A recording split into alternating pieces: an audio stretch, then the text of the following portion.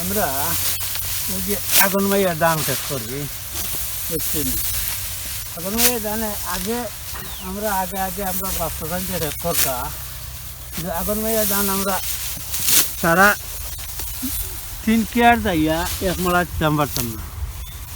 আর এখন তো আল্লাহর রহমতে ধান বাড়ইছে, সরকারেও দিছে। আগুনমাইয়া ধানে আর বড়ুয়ার ধানে প্রায় সমান।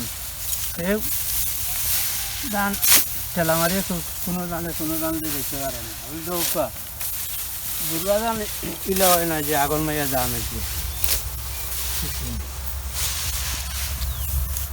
আর আগে মানুষে 15 কেয়ার 20 কেয়ার ক্ষেত করিয়া বছরের বাদ পাইতে পারবে না। এলা মাত্র 4 কেয়ার জায়গা ক্ষেত করে দিতে পারে বাটে, সে সারা বছরের বাদ পাইতে পারে।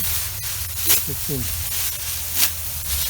বহুত আগের মানুষে বহুত কষ্ট করছে। এখনকার মানুষ হয়েছে বেশি আমরা দেশও, কিন্তু আমরা পানির অভাব নেই।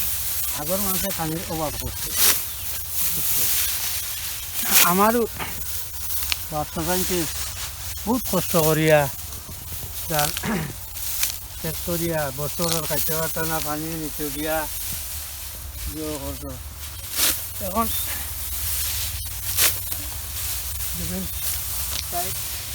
চার ক্ষেত করিলে যদি সারা বছরের বাদ হয়ে যায়। Okay.